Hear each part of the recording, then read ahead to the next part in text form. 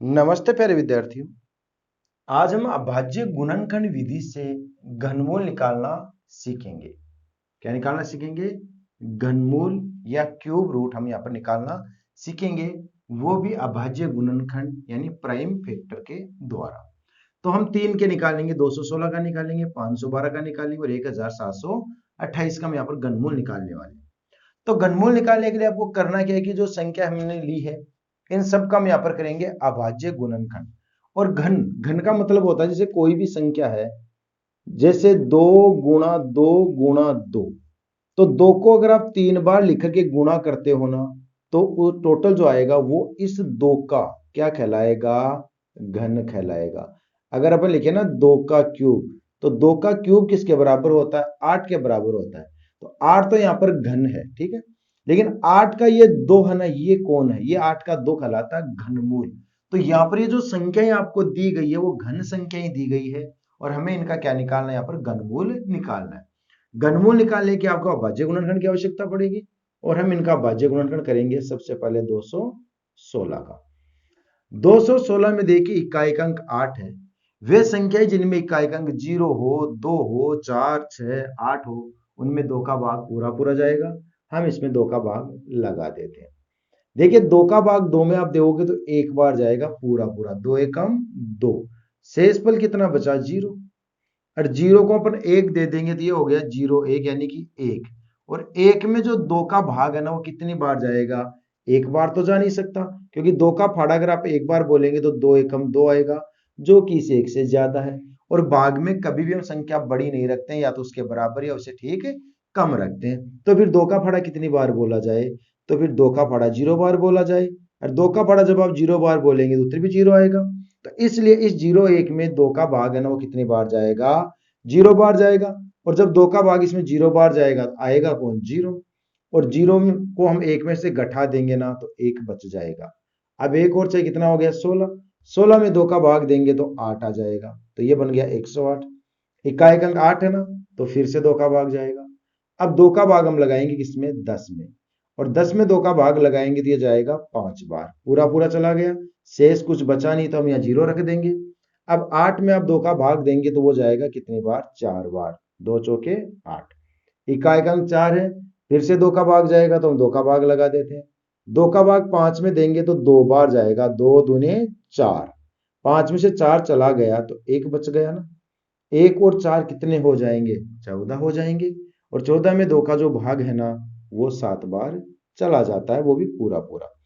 लेकिन अब 27 में 2 का भाग नहीं जाएगा। इकाई का अंक कितना है? 7, तो 2 का तो नहीं जाएगा। तो 2 के बाद में किसका नंबर आता है? क्योंकि अभाज्य संख्याओं का भाग लगा देना। अभाज्य संख्याओं में 2, 3, 5, 7, 11, 13 ये संख्या होती है। तो अब बारी आएगी 3 की।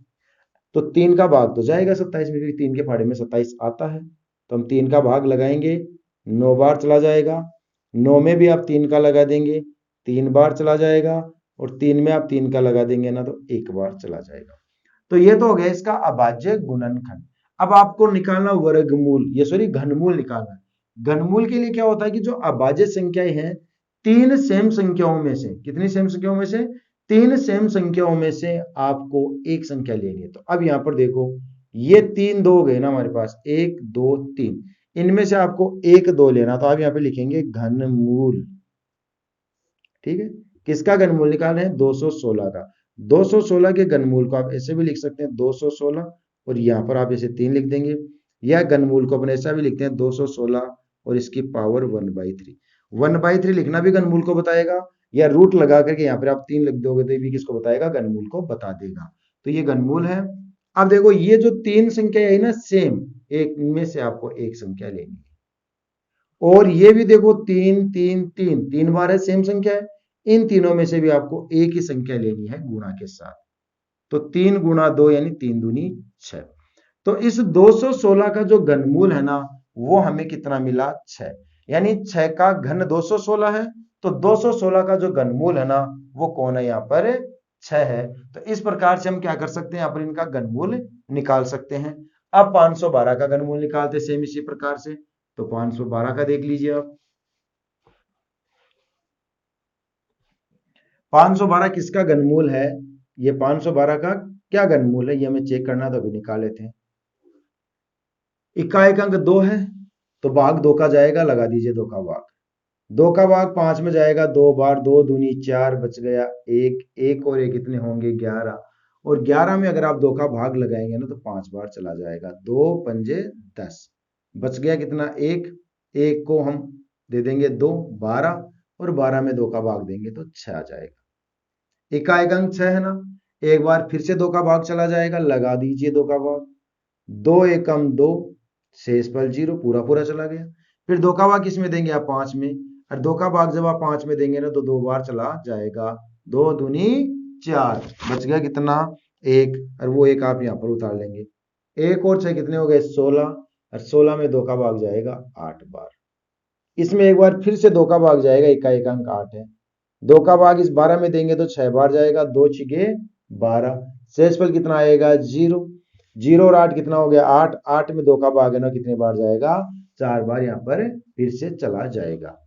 अब इकाई अंक 4 एक बार फिर से 2 का भाग जाएगा, 6 में तो जाएगा 2 3 6 3 बार, शेषफल 0, 0 4 4, और 4 में आप 2 का भाग देंगे ना तो यहाँ पर कितना आ जाएगा 2 आ जाएगा।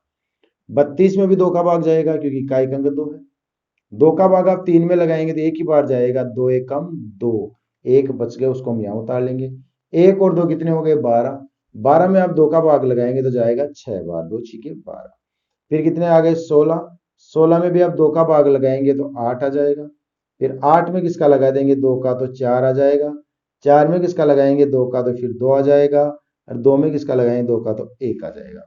जब तक 1 नहीं आता तब तक आपको ये भाग इसी तरह से लगाते रहना है। अब घनमूल के लिए आपको क्या करना है, 3 3 का जोड़ा बनाना है, यानी हमें निकालना है 512 का घनमूल।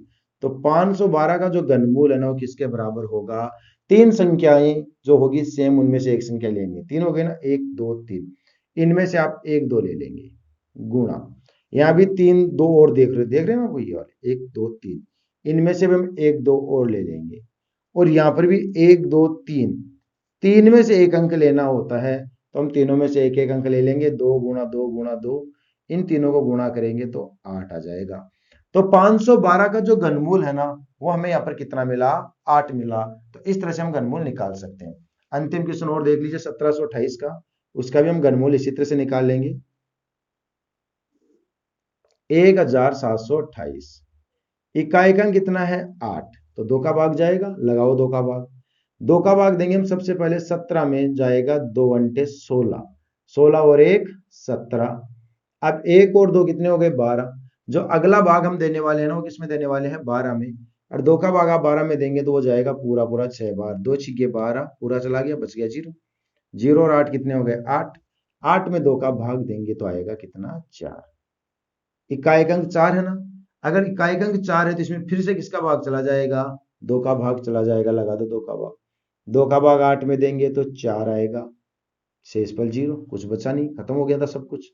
फिर 6 में देंगे तो कितने बार जाएगा 3 बार, 2 3 6 भी कंप्लीट खत्म हो गया 4, और 4 में देंगे 2 बार तो 2 दूने 4, इकाई अंक 2 है, फिर से 2 का भाग देंगे, 2 का भाग आप 4 में लगाएंगे 2 आ जाएगा, 2 दूने 4, फिर 2 का भाग किसमें लगाएंगे 3 में, जो जाएगा 1 बार, 2 एकम 2, बच गया 1, 1 और 2 12, और 12 में जाएगा 6 बार, कितने आ गए 216, इकाई का अंक 6 है, 2 का भाग फिर से जाएगा, 2 का भाग 2 में देंगे तो 1, 2 एकम 2, शेष तो 0 बचा। अब कितना हो गया 0 1 हो गया 1, और 1 में 2 का भाग एक बार तो जा नहीं सकता, तो फिर कितनी बार जाएगा 0 बार ही जाएगा, तो हम इसमें भाग लगा देंगे 0 बार।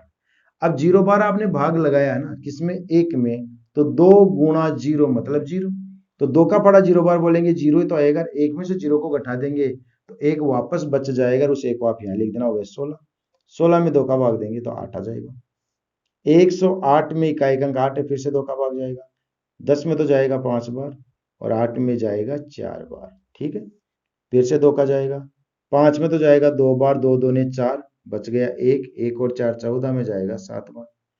अब 27 में 2 का नहीं जाएगा तो फिर 27 में किसका देना आपको 3 का, 27 में 3 का भाग 9 बार जाएगा, 9 में 3 का जाएगा 3 बार, और 3 में 3 का जाएगा 1 बार। अब आपको निकालना है 1728 का घनमूल, तो ये हो गया 1728 का घनमूल। प्रत्येक 3 में से आपको एक संख्या लेनी है, तो ये 3 संख्या हो गई यहाँ पर 1 2 3, इनमें से 1 2 ले लेंगे, फिर 3 संख्या छाड़ लो, 1 2 3, इनमें से भी आप एक ले लो, फिर आप इनमें से भी आप एक संख्या ले लो, 3 गुना 3 गुना 3, ये लो। तो कितना हो गया, 2 दूनी 4 और 4 3 12। तो इसका जो घनमूल है ना वो क्या बन जाएगा, 12 बन जाएगा। तो इस तरह हम क्या कर सकते हैं, अभाज्य गुणनखंड विधि से किन्हीं भी संख्याओं का घनमूल निकाल सकते हैं। लेकिन अभाज्य गुणनखंड से जब आप घनमूल निकालेंगे ना, तो पूर्ण घन संख्या होगी तो ही घनमूल निकलेगा, बाकी घनमूल नहीं निकलेगा। यदि आपको ये मेथड अच्छा लगा हो, समझ में आया हो, तो कमेंट करके आप जरूर बताइएगा और वीडियो को लाइक और शेयर जरूर कर देना। चैनल पर पहली बार आए हो तो चैनल को सब्सक्राइब भी कर लेना।